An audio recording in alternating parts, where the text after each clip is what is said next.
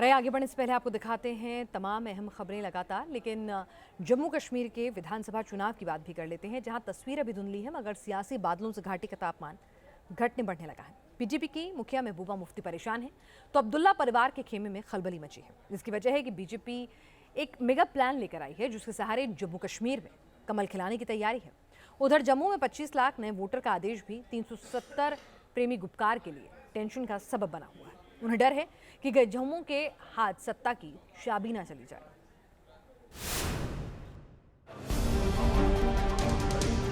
हरसिमरन सिंह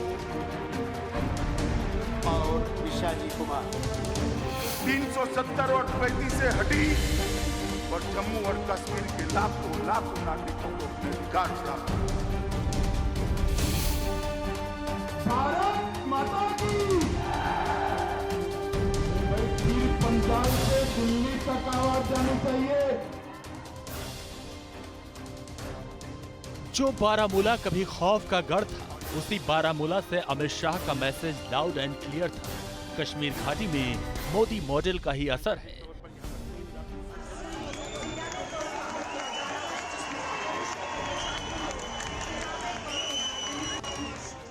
पहले बारामूला में गृह मंत्री अमित शाह और अब शोपियां में केंद्रीय मंत्री संजीव बालियान। जम्मू कश्मीर की बदली हुई फिजा की ये सबसे बुलंद तस्वीरें हैं कि घाटी के जो इलाके कभी आतंकवाद का एपिसेंटर हुआ करते थे, वहां अब जमहूरियत की हुंकार है तो बदलाव और विकास का इकबाल बुलंद है। शोपियां में संजीव बालियान पुलिस प्रशासन के अफसरों से मिले, विकास योजनाओं की समीक्षा की और कश्मीरियों को यकीन दिलाया कि विकास का रथ रुकेगा नहीं। प्रधानमंत्री जी की हमेशा सोच रहती है कि जनता तक जाए, जो डेवलपमेंट के कार्य जिले स्तर पे हो रहे हैं उनका निरीक्षण के, वहाँ लोगों की समस्याएं कहाँ हैं।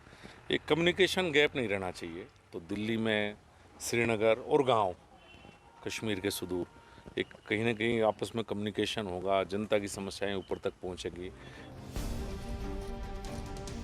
बीजेपी के चाणक्य यानी गृह मंत्री अमित शाह और संजीव बालियान का घाटी के इन इलाकों में पहुंचना और कश्मीरियों के बीच तरक्की के तार जोड़ना ही बताता है कि चुनावी हलचल के बीच बीजेपी मिशन कश्मीर पर कैसे आगे बढ़ रही है।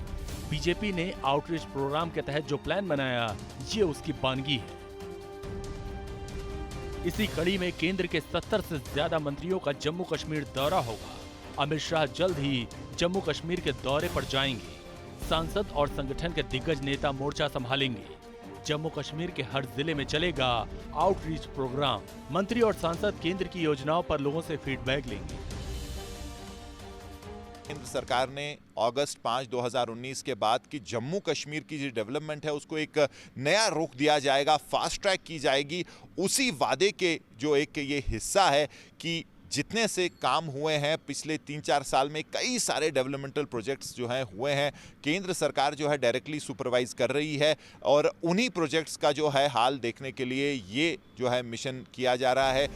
मिशन कश्मीर पर बीजेपी का मेगा प्लान हकीकत की जमीन पर कई महीने पहले से ही उतर चुका है। जिन राजौरी और बारामूला का अमित शाह ने पिछले हफ्ते दौरा किया था, वहां पहाड़ियों के साथ गुजर और बकरवाल की बड़ी आबादी रहती है और इस आबादी का एक मुश्त वोट जिधर शिफ्ट हुआ उसका परिणाम भारी हो। लोटस के फोकस से ही गुपकार ग्रुप का ब्लड प्रेशर ऊपर नीचे होने लगा। महबूबा मुफ्ती, अब्दुल्ला सरीखे नेताओं की टेंशन बढ़ने की एक और वजह है जम्मू के हाथ में सत्ता की चाबी का पहुंच जाना। जम्मू में डिप्टी कमिश्नर के आदेश के बाद वोटिंग लिस्ट में संशोधन किया जा रहा है। इसके तहत जम्मू क्षेत्र में 1 साल या उससे भी ज्यादा वक्त से रह रहे गैर स्थानीय लोग वोटर बन जाएंगे। इस कदम से 25 लाख गैर स्थानीय लोग नए वोटर होंगे।